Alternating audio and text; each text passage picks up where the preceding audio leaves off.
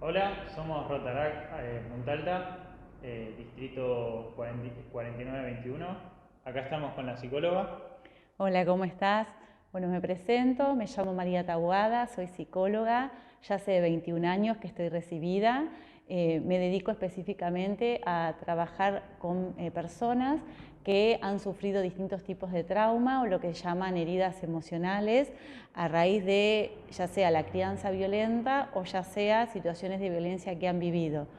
Consecuencia de eso, padecen después de adultos problemas como la ansiedad, como la depresión, dificultades en las relaciones de pareja, entre otros problemas.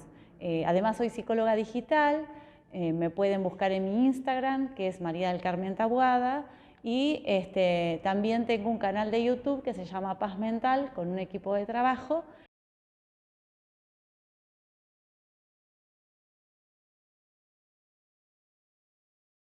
En el marco del proyecto Salud Mental Sin Fronteras, vamos a hablar con la licenciada respecto de ansiedad más COVID.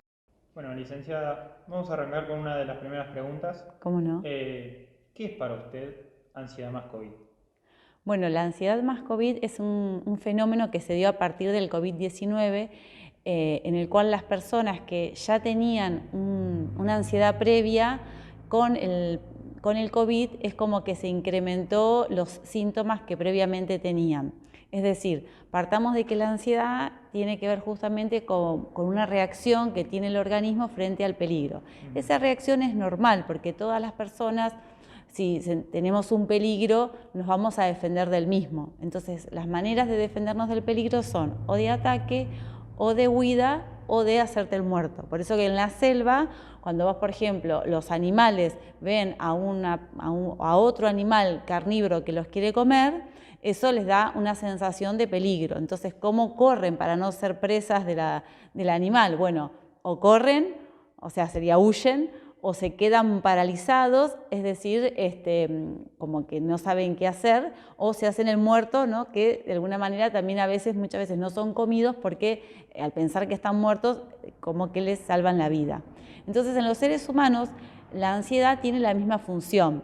Lo que pasa que una cosa es tener ansiedad frente a un acontecimiento, como por ejemplo, no sé, te llaman de tu trabajo y te dicen que tu hijo tuvo un problema en la escuela y que se accidentó. Es lógico que vos entres en un estado de ansiedad. ¿Qué quiere decir eso? Que empiezas a sentir preocupación, palpitación, inquietud, malestar, y en el trayecto de la escuela, cuando vos llegues y veas que está todo resuelto, es como que ese estado transitorio desaparece.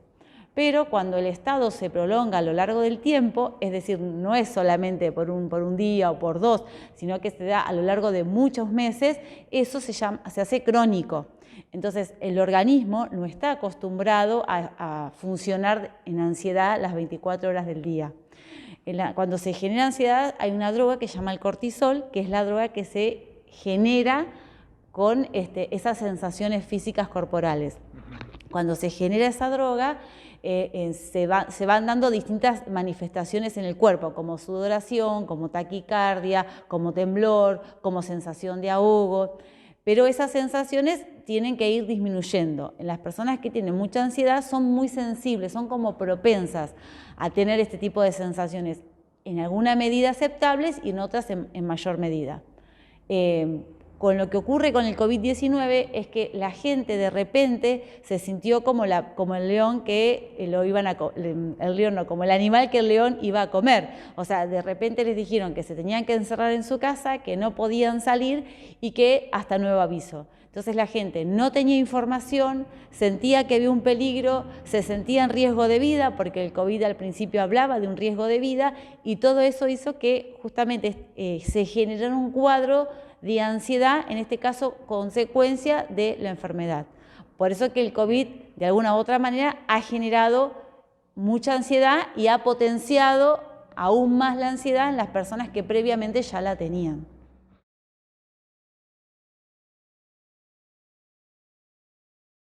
que la ansiedad más COVID está asociada más a lo que tiene que ser con el temor a la muerte o a padecer enfermedades. O sea, la gente de repente empezó a sentirse nerviosa, con tensión, con sensación de peligro inminente o de pánico. ¿Por qué? Porque si a vos te dicen que tenés una enfermedad, que no podés salir de tu casa, que te podés morir, es como que al haber un peligro de vida se potencia más aún el miedo y el temor, sobre todo por la falta de información.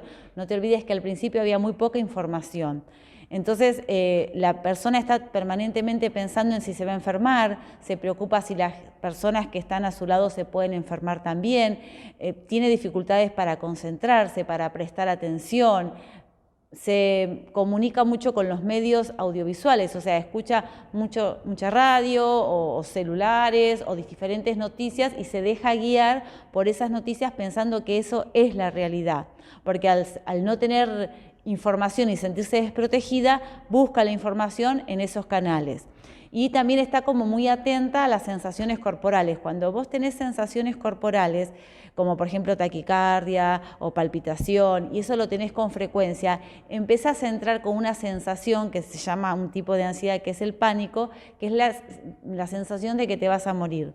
De pánico nadie se muere, pero la sensación es tan real que vos la crees. Entonces, cuando te pasa una vez o te pasan 2 veces, vos estás tan pendiente de cualquier cambio, por más mínimo que sea, en tu organismo, que eso hace que enseguida cualquier modificación la detones como peligrosa.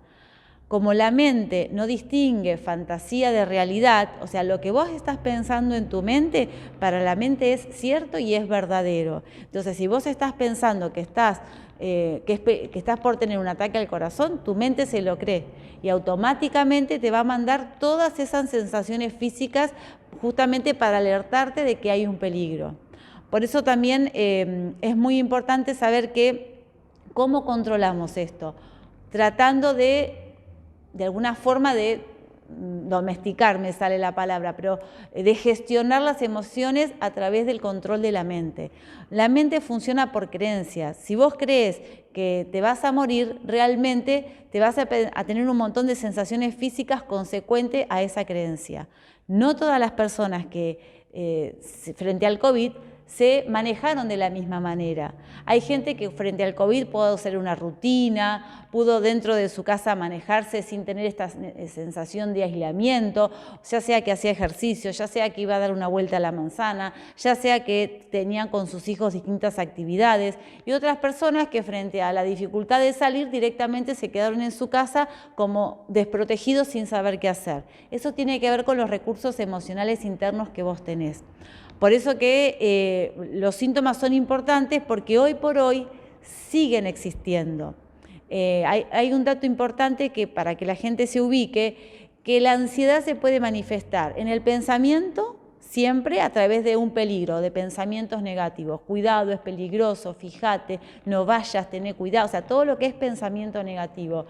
En los sentimientos se va a manifestar como angustia, la gente que se angustia, que llora. Y en lo físico se va a manifestar como sudoración, como ahogo, como esta sensación de hipersensibilidad. Y eso como para que la gente más o menos se dé cuenta de cómo se puede manifestar. Quiero contarte además que en la Argentina, y ya antes de que se generara el COVID, ya había un estudio que decía que 1 de cada 3 personas sufren ansiedad. O sea, imagínate que es altísima la proporción.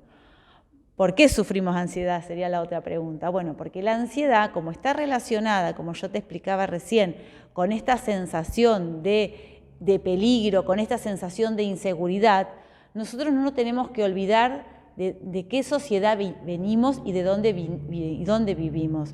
El mundo viene de haber vivido 2 guerras mundiales. Cuando vos vivís guerras, sentís peligro por donde quieras, porque vos no tenés nada seguro. Entonces, al sentir peligro, esa ansiedad queda grabada en el cuerpo. Los hijos de las personas de las guerras, los nietos de las personas de las guerras, se va mutando generación a generación esa ansiedad en el cuerpo. La amígdala, que es la glándula que regula de alguna manera el sistema límbico y es la que nos explica o nos indica cuando hay ansiedad. En las personas que han sufrido guerras, genocidios o problemas de mucha inseguridad, se da esta sensación de que es hipersensible. Entonces, esta hipersensibilidad se va pasando de generación en generación. Si a eso le sumás que además de las guerras mundiales vivimos en una sociedad autoritaria, ¿qué quiere decir autoritaria? Quiere decir que cuando el hombre de la casa venía, si vos no hacías caso, te pegaban, te fajaban, y todo eso generaba mucha inseguridad en los chicos. Entonces, ¿qué hacían los chicos? Estaban en hiperalertas, querían como adelantarse, ¿no es cierto? Porque uno cuando ve peligro, ¿qué querés hacer? Y te querés adelantar. ¿Para qué? Para evitar sentirte mal. Entonces, en esto de adelantarte vas generando que tu amígdala se ponga hipersensible.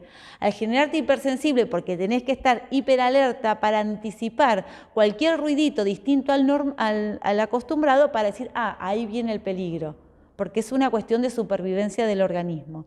Entonces eso hace que esta hipersensibilidad se potencie, por eso tenemos tanta gente con ansiedad. Es consecuencia de toda la educación que hemos recibido, de las guerras que hemos pasado, los países como por ejemplo Venezuela, donde están las guerrillas.